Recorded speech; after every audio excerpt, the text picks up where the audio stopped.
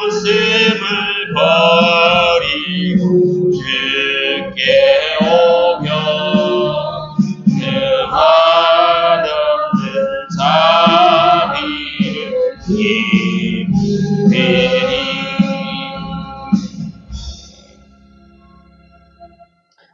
오늘 예배에 참여하신 모든 분들이 하나님의 은혜로 살 길이 열리고 축복의 문이 열리게 되기를 하나님의 이름으로 축복합니다. 오늘은 스바냐서를 봤는데요. 이 스바냐라는 이름은 히브리어 이름으로 여호와가 그를 감추었다, 여호와가 그를 감추어 주셨다, 이런 의미의 이름을 가지고 있습니다. 이 스바냐는 왕족 출신입니다. 이 왕족 출신이 드물어요. 그런데 선지자 중에 왕족 출신 선지자가 있다. 이 당시의 지도자들을 혹독하게 책망하는 것으로 보아서 왕족 중에도 상당한 지위를 가지고 있는 그런 사람 중에 한 사람이었습니다. 1장 1절에 보시면 히스기야의 4대 손이다, 4대 손으로 왕통을 이은 선지자다 하는 것을 말하고 있는 겁니다. 이 당시 시대적 배경은 므낫세 왕 때 이 이스라엘의 종교가 혼합 종교가 되었어요. 신앙이 혼합 신앙이 된 거예요. 다시 말하면 산당과 무속, 주술, 이방 귀신들, 미신 섬기는 것이 유일신 하나님 섬기는 것하고 막 섞여버린 거야.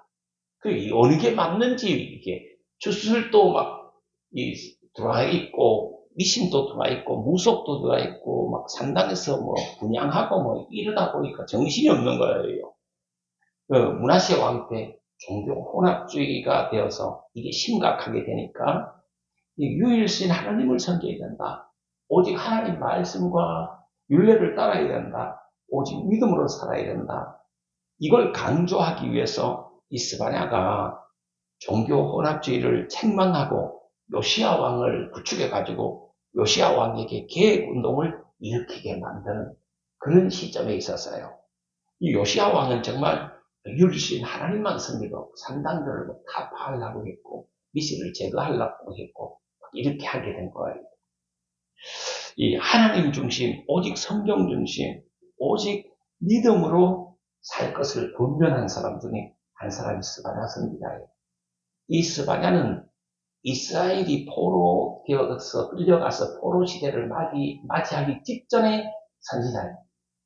다시 말하면 포로로 끌려가기 전 마지막 선지자가 누구냐? 바로 스바냐 선지자예요.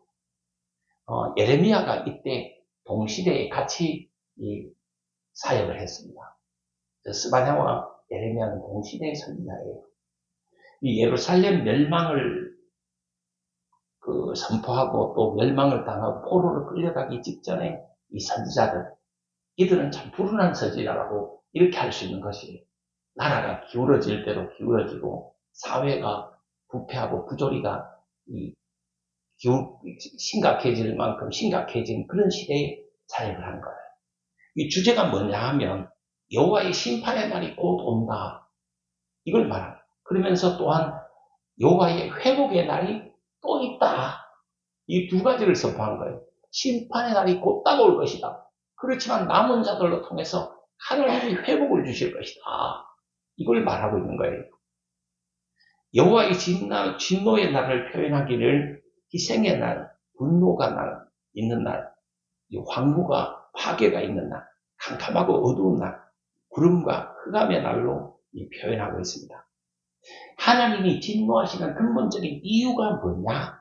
이걸 성경을 보시면 나오는데 뭐가 나오냐면 이스라엘 백성들이 하나님을 무시해버린 거야. 구원받은 사람들인데, 선민들인데 하나님을 무시하고 막 지 힘으로, 지 노력으로 살려고, 지가 뭐 잘해서 뭐든지 다 잘 되는 것 같지, 이렇게 생각하고 하나님 무시한 거예요. 두 번째, 하나님 존재를 인정하지 않는 사람들이 너무 많이 생겨버린 거야. 나라 전체적으로 볼 때 하나님 존재를 인정하지 않는 사람들이 너무 많은 거예요. 세 번째, 하나님께 예배 드리는 사람들 중에도 잘못된 거짓된 예배를 드리는 사람들이 너무 많아져 버린 거예요. 그럼 거짓된 예배는 뭐냐? 분명히 제시하기를 마음이 없는 예배를, 마음 중심이 없는 예배, 정성이 결여된 예배를 드렸다. 그게 거짓된 예배로 이렇게 된 거예요. 그래서 하나님이 진노하시는 근본적인 이유는 세 가지. 첫째, 하나님을 무시해버리고, 하나님 존재를 인정하지 않아버리고, 하나님께 거짓된 예배, 즉 정성이 없는 예배, 마음이 없는 예배, 이걸 드려버리니까 하나님이 진노하셔버린 거야. 이거는 시대를 초월해서 하나님을 무시하면 하나님이 진노를 삽니다. 하나님을 인정하지 않고 내 노력으로 잘 살 수 있다. 이것만 믿고 막 이게 설쳐내면 하나님의 진노를 사게 되는 겁니다. 이 하나님께 거짓된 예배, 즉 마음이 전혀 없는 예배, 결여된 예배, 정성이 결여된 예배를 드리면 하나님의 진노를 사게 되는 것이에요. 이걸 바꾸어 말하면, 거꾸로 말하면 하나님을 의식하고 하나님 앞에서의 삶을 사는 거, 힘전의식으로 살아라는 거죠.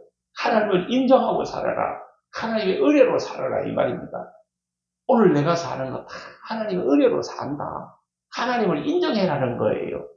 하나님이 계신 것을 인정하라는 거예요.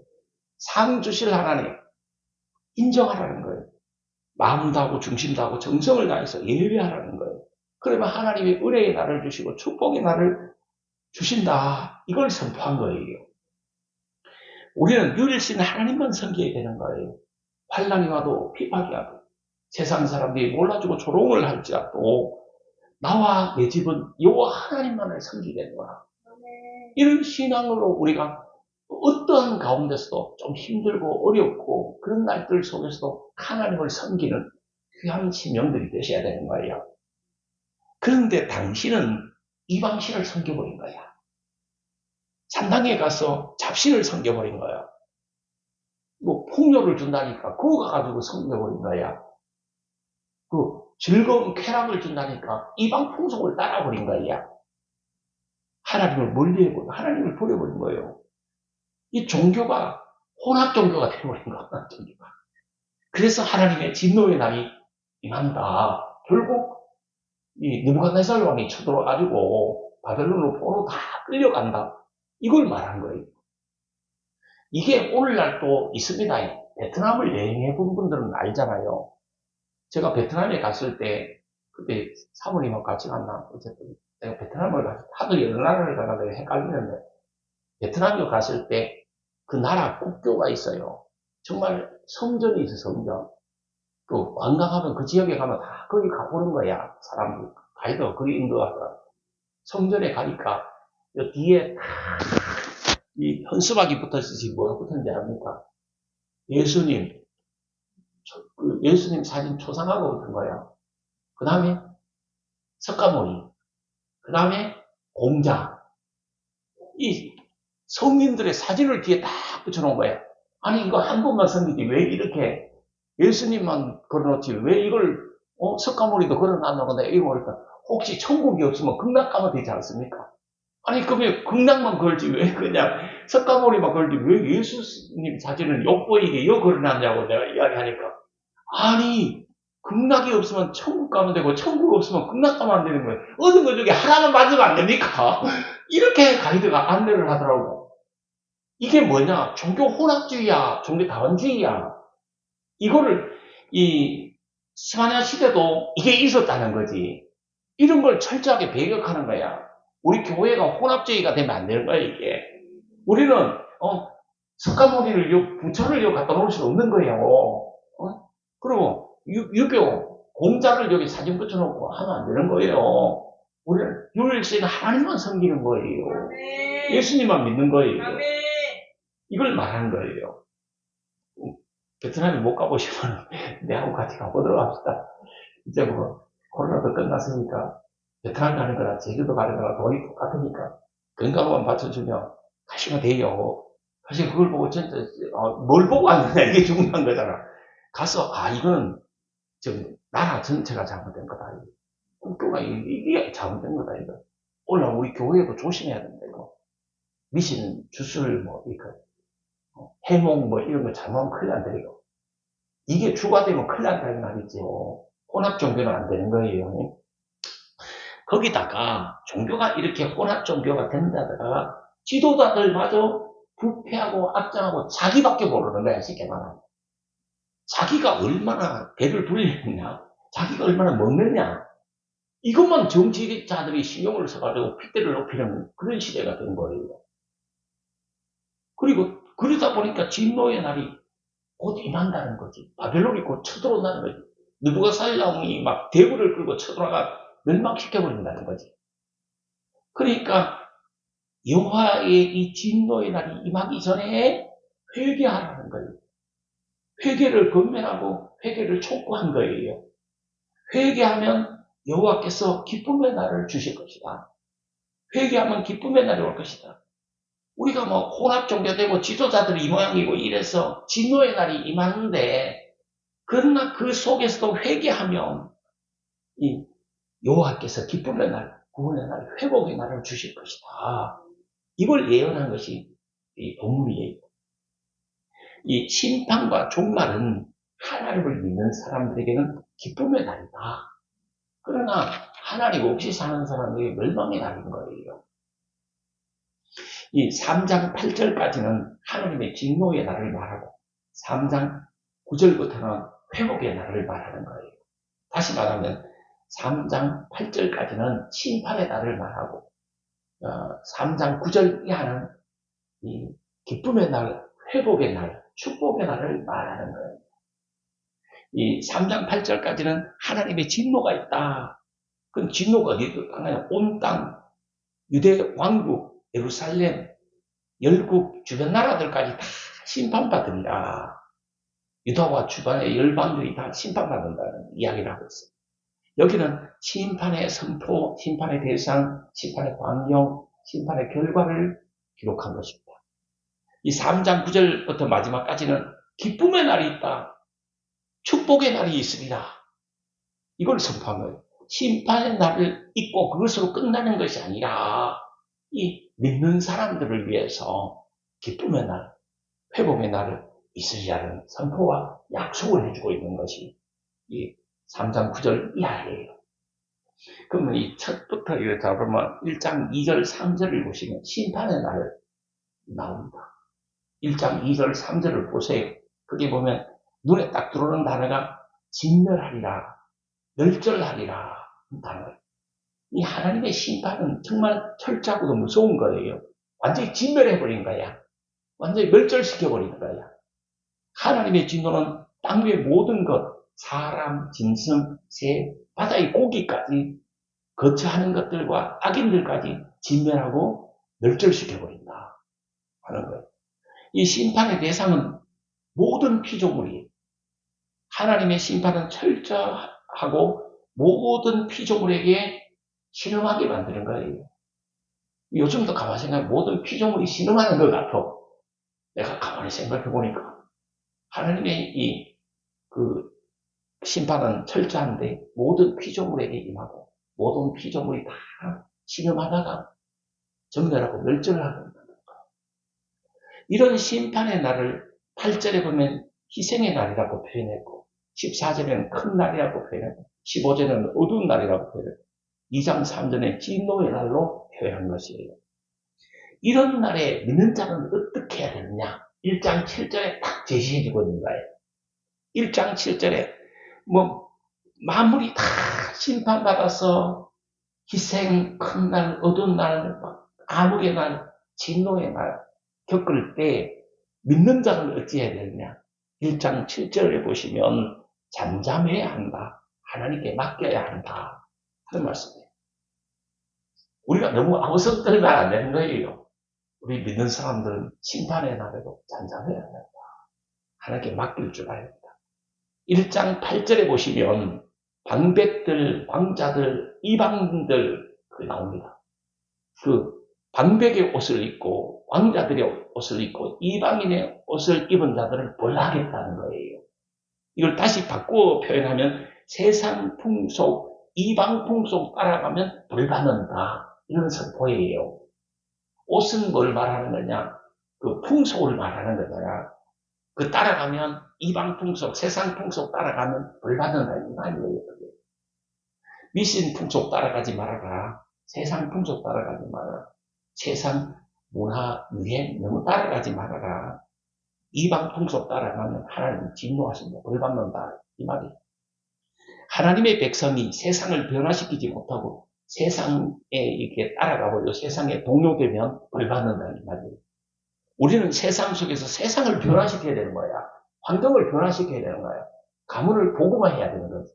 그게 변화시키는 거예요. 그런데 이 세상을 변화시키지는 못하고 세상을 따라가 버리고 세상의 동요만 받아가 시험만 자꾸 들고 있으면 하나님 진노하신다고 싫어하는 건 알겠지. 우리는 정말 세상 미신 이방 풍속 이런 데 동요하거나 따라가면 안 된다. 세상을 변화시켜야 된다. 가문을 변화시켜 삶의 환경을 변화시켜야 되는 거예요. 특히 삶의 환경도 엄청 중요합니다. 내가 살아가는 삶의 이 카테고리, 범주, 이게 엄청 중요한 거예요. 여기에 미신이 너무 많으면, 이 부조리가 너무 많으면, 이게 내가 자꾸 시험 드는 거예요. 그거 따라가게 되는 거예요. 그래서 하나님의 진노를 사게 되는 거예요. 그래서 이 환경을 복음으로 변화시켜, 하나님 말씀으로 변화시켜 봐야 됩니다. 이 능력이 우리들이 함께하게 되기를 바랍니다. 어떤 분을 직장인을 보내놨어요. 보내 거기에 부조리가 너무 많은 거야. 이거 미친 것들이 한둘이 아닌 거요.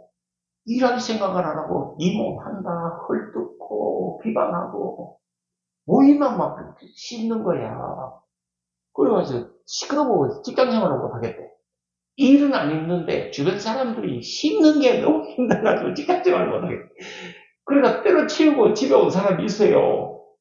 우리 교회는 또 과거에 그런 사람이 많았어. 내가 애 먹고 취업을 시켜주면 들어가가지고 그냥 대파사하고 때려치고 나온 사람들이 많어. 내가 뭐 취업을 잘 시켜주잖아. 취업을 시켜주면 대파사하고 때려치는 사람이 많다니까. 그게 예, 그런 이렇게 우리 시대를 살고 있다는 거예요. 그리고 또 우리 삶의 환경을 자세히 보면 미신, 무속이 너무 많아요. 뭐 하는 것도 뻑하면 뭐 날 좋은 날잖아. 좋은 날이 있어요. 내가 하는 날이 좋은 날이에요. 나는. 내가 그냥 행복한 날이 좋은 날이야. 내가 무슨 일을 하는 날이 좋은 날이야. 내가 이사 가는 날이 길이에요. 내가 하는 날이 좋은 날이라니까. 그런데 그걸 따지고 나발을 떠가지고 난리지. 그게 다 무속이야, 무속. 미신이야. 그런 게 우리 삶의 환경이 너무 많아. 그리고 따라가지 말고, 우리 성도님들이 하고 싶은 날 하는 것이, 그게, 정통이요. 미신 쫓아가지고 이 풍속 쫓아가면, 하나님, 늘 하신다, 진노하신다. 그게 여기 나오는 거예요. 그 다음에 1장 14절에서 18절을 보시면, 바벨론의 느부갓네살 왕이 침략해서 곧 멸망할 것을 예언합니다.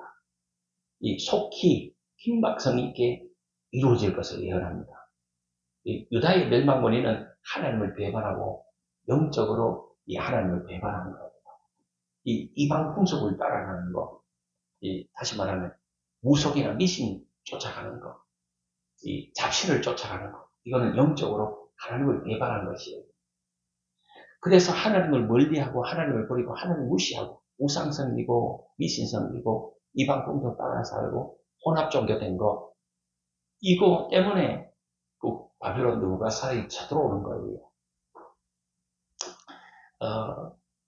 2장에 보시면 이웃 나라들도 벌을 받습니다.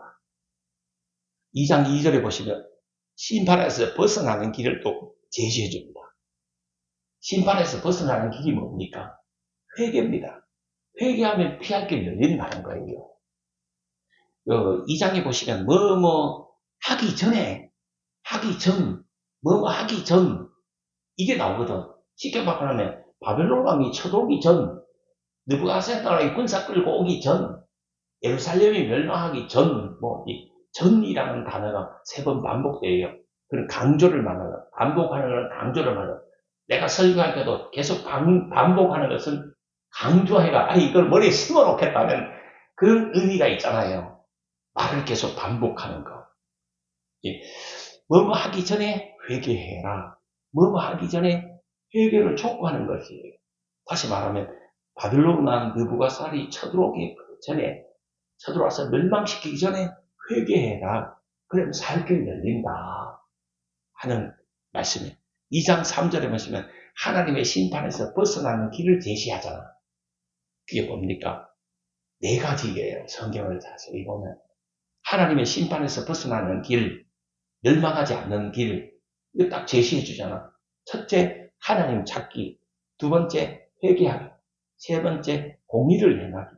네 번째, 겸손하게 살 것. 이거 하면 살 길 열린다는 거예요. 이건 시대를 초월해서 있잖아. 오늘날도 역시 마찬가지예요. 하나님을 찾고 회개하고 이 공의를 행하고 겸손히 살면 살 길이 열립니다. 이 하나님의 심판, 진노의 날을 벗어나려면 뭘 해야 되느냐? 4가지를 제시한 거예요. 첫째, 하나님 찾아야 된다. 두 번째, 회개해야 된다. 세 번째, 공의를 행해야 된다. 네 번째, 겸손해야 된다. 이 사회 전체가 이래만 되면 살 길이 열린다는 거예요. 이 살 길이 열려야 되잖아. 나라와 민족도 살 길이 열려야 되잖아. 우리 개인도 살 길이 열려야 되고, 이 사회도 살 길이 열려야 되는 거예요. 이 살 길이 열려지게 되길 바랍니다. 길이 없잖아, 지금. 내일 어떻게 될지 아무도 모르는 거예요. 이 길 없는 시대에 우리가 길을 찾아야 되는 거야. 그리고 또 길을 옆 사람에게 제시해줘야 되는 거야. 이 길 제시가 엄청 중요한 거예요. 어떤 인생길을 걸어갈 것인가.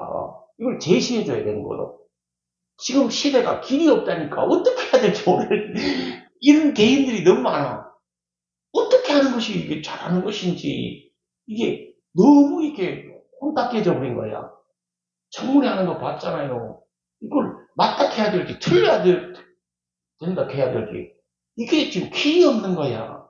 그리고 내가 또 남은 생에 어떤 길을 걸어가야 될지 길이 막막할 때가 많아서 이 길을 찾아야 되는 거야. 하나님 찾아서 하나님의 길을 열어주시는 길을 찾아야 된다. 그리고 또 남에게 길을 제시해주는 사람이 되는 거야. 또 우리 성도님들이 다 길을 찾고 이 길을 제시해주는 그런 성도님들 돼야 돼. 자식이 뭐 어떻게 해야 될지 모르잖아. 그 자식에게 길을 제시해줘야지. 그리고 길을 열어주기 위해서 축복기도 해줘야지 뭐. 그래서 우리 모두에게 살 길이 열려야 되는 거야. 살 길이 열려야 되는 거야. 이 길은 있잖아요. 내가 막 연락한다고 해서 열리는 게 아니야. 하나님이 열어주셔야 된다니까. 하나님이 열어주셔야 된다니까. 막 내가 빠둥빠둥 한다고 되는 것이 아니다. 이거는 내가 빠둥빠둥 하는 것은 하나님 무시하고 하나님 없이 막 내가 교만하니까 내가 다 잘할 것 같이 이렇게 하는 것은 이 교만이요. 나는 부족하고 연약하지만 하나님이 살 길을 열어주시고 길을 보여주시고 또 내가 또 길을 외치면서 나갈 수 있도록 해주셔야 돼요. 이 회개 못하는 거 왜 회개 못하는지 압니까? 교회 안 나오는 사람들은 왜 교회 안 나오는지 아십니까?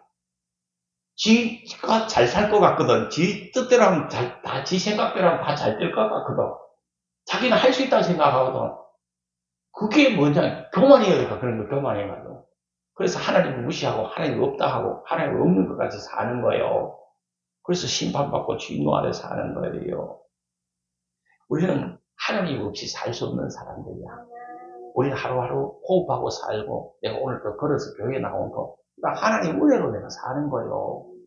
내가 있잖아요. 잠자리도 따뜻한데 잠자리도 이렇게 있고 뭐 이렇게 예배 마치고 갈 곳이라고 있다면 그 하나님이 이렇게 은혜예요. 오늘 본문도 잘 읽어보시면 누울 곳이 있는 거, 일할 곳이 있는 거, 그거 하나님 은혜다. 그게 오늘 본문에 스가랴 속에 나옵니다. 좀 더 살펴보도록 하겠습니다. 2장 7절에 보시면 심판 중에도 긍휼을 베푸시는 하나님을 보여주는 거예요. 2장 7절에 보시면 양떼를 뭐 하죠? 먹인다. 그럼 다시 말하면 뭐 하는 거지? 노동하고 일하는 거잖아. 그리고 어디 눕지? 그래. 집들에 눕잖아. 누울 곳 주신 거. 그건 누가 할까? 일하게 하고 누울 곳 주시는 것은 하나님이 하시는 거야. 그게 하나님 은혜야. 하나님 축복이야. 내가 그나마 일할 수 있고 있잖아요. 내가 누울 곳이 있다는 거. 하나님께 감사하면서 하나님이 하시는 일이야.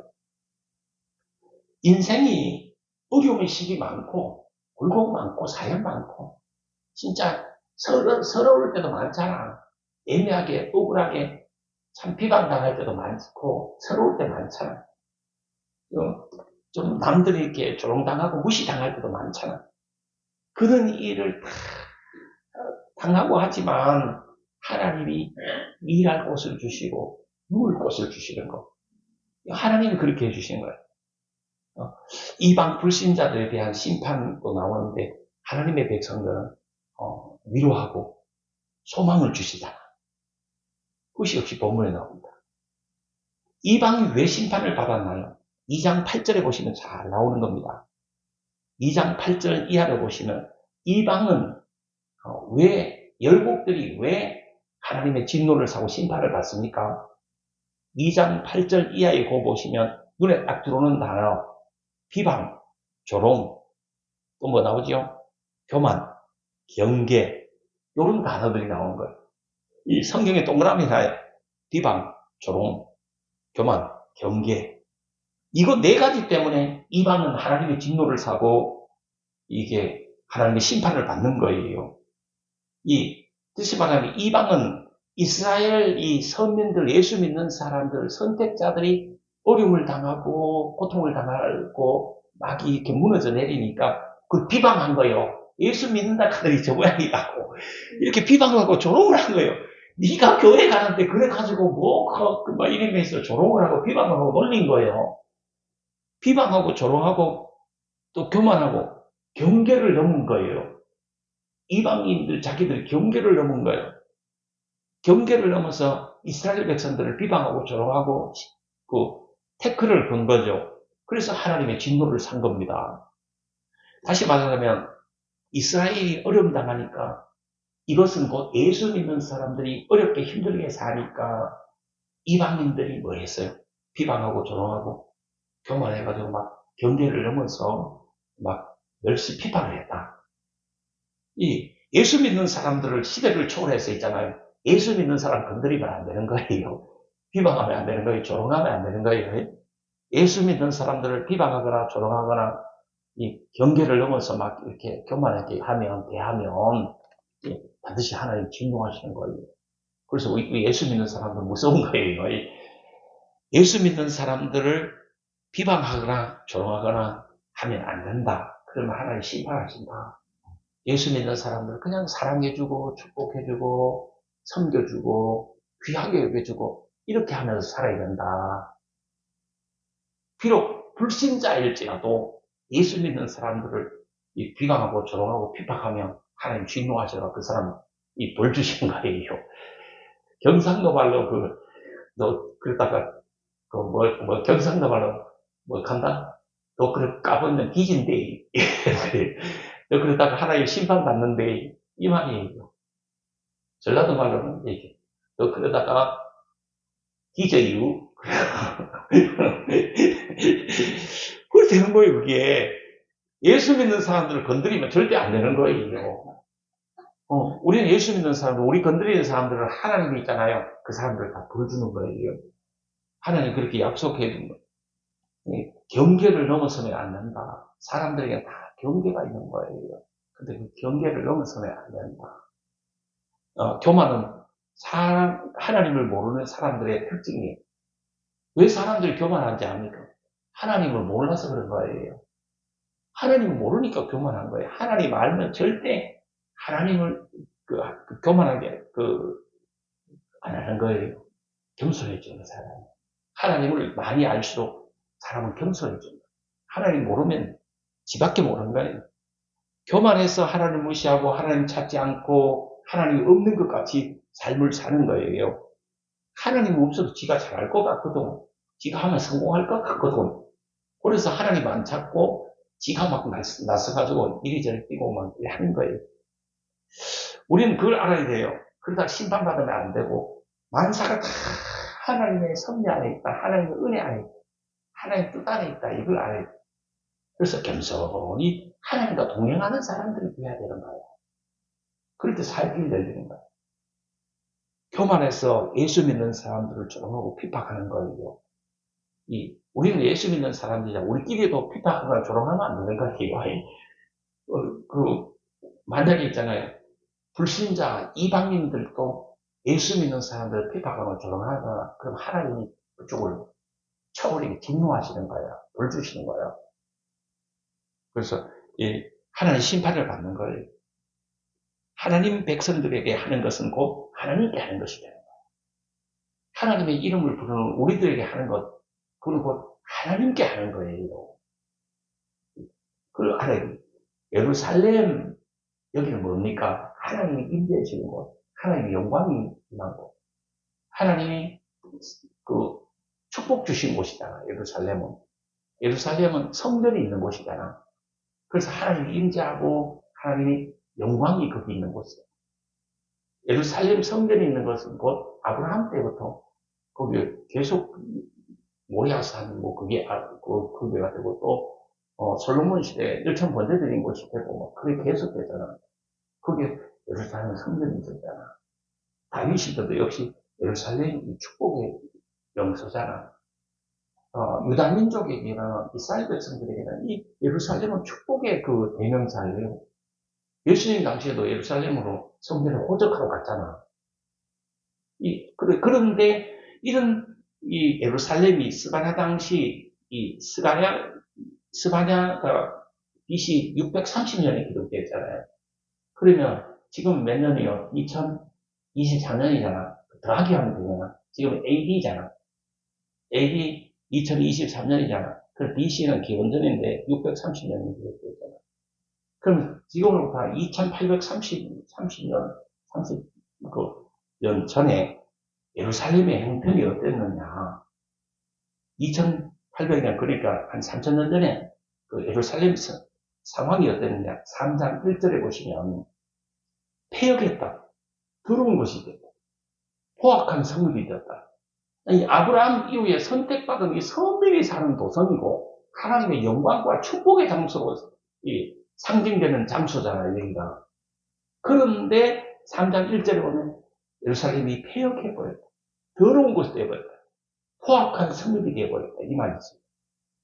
3장 2절에 보시면 그 성읍에 사는 사람들이 하나님 명령을 듣지 아니하고 도움을 받지 아니하버린 거예요. 여호와를 의뢰하지 아니하며 하나님 멀리해버렸다는 거지. 3장 4절에 가시면 선지자들은 어떻게 했느냐. 아니 백성들이야 하나님 멀리하고 하나님 말씀을 듣지 않고 죄만 짓고 있더라도 성읍 자체는 폐역하고 더럽고 포악하더라도 선지자나 제사장들이라도 바르게 돼야 될 거 아니야.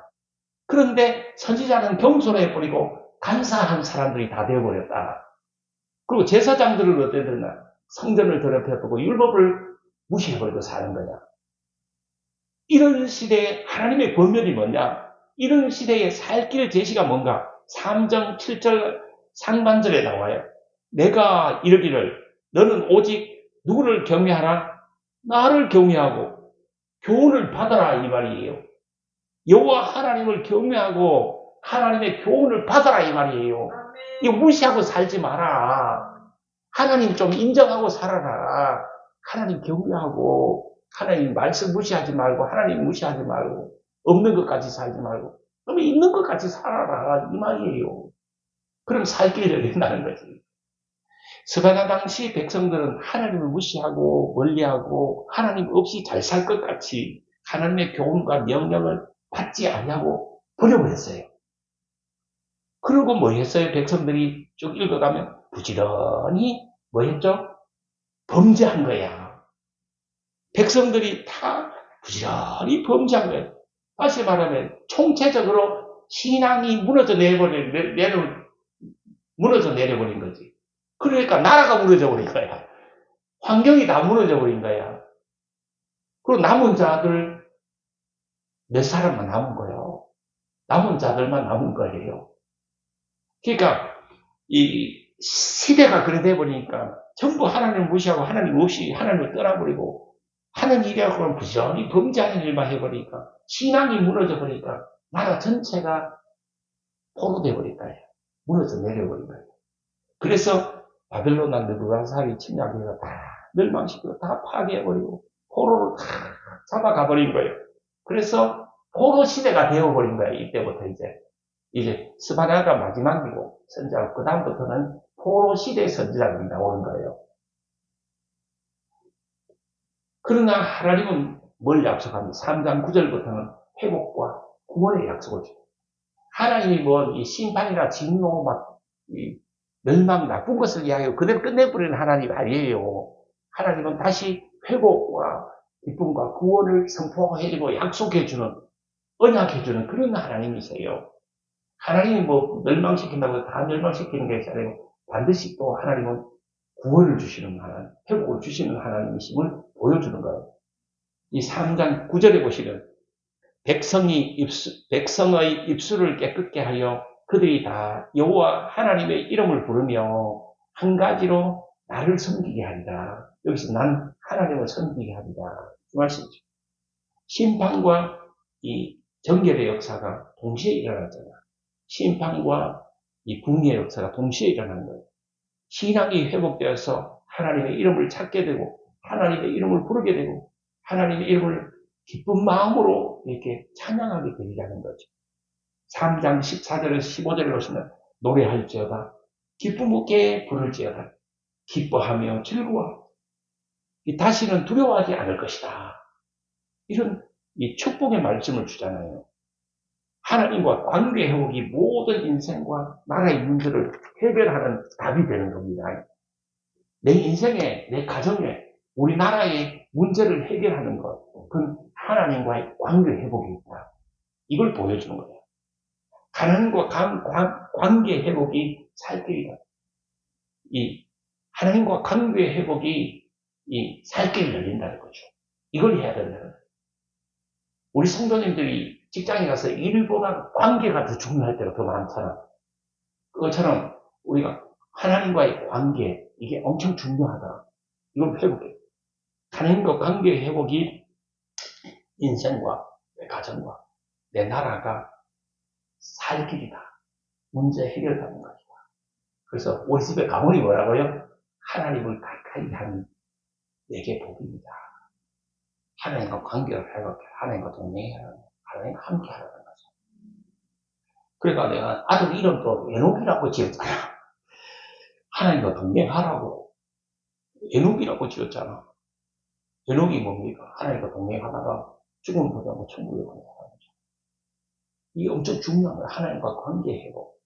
이 세상 사람들이 다 몰라줘도 괜찮아. 이 세상 사람들이 다 외면하고 조롱하고 다 해도 관계없어. 하나님이 나와 함께 하시면 되는 거예요. 하나님과 나와 관계가 돈독하면 되는 거예요. 하나님과 나와 관계가 방되어 있으면 그걸로 족한 것이에요. 17절 말씀해 보시면 하나님이 성도들을 얼마나 사랑하는지 표현해 주고 있죠. 우리는 중요한 것은 내 남은 생에 하나님을 사랑하고 하나님을 기뻐하고 하나님을 즐거워하고 하나님을 의지하고 하나님을 찾으면서 날마다 회개하면서 겸손하게 살아가면 되는 것이에요. 그러면 하나님이 기뻐하시고 하나님 나를 사랑하시고 하나님 나에게 은혜와 축복을 베풀어 주신다 하는 말씀. 이 하나님과 관계를 회복하라. 그리하면 19절에서 20절에 복을 약속한 거 있는 거예요.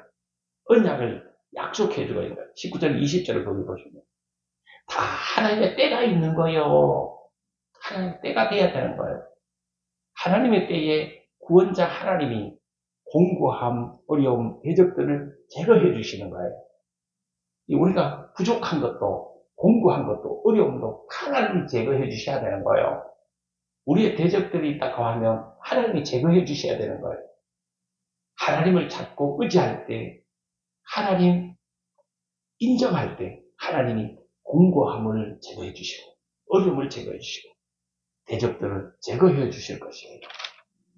이 포로에서 돌아오게 해 주시라. 영적 포로에서 돌아와야 되는 거예요. 이 포로는 억압당하잖아. 착취당하잖아. 가난하잖아. 고난이잖아. 가난 고난이 있잖아. 핍박이 있잖아. 조롱당하고 멸시당하고 서름이 많잖아. 그게 포로잖아. 여기서 돌아와야 되는 거예요. 전능자 하나님이 영광을 주시고 기쁨을 주시고 칭찬을 주시고 명성을 주시고 찬송하게 하리라.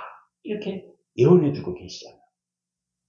이 하나님의 진노, 이 심판, 이거 있었지만 회복을 주시고 구원을 선포하시는 하나님이죠.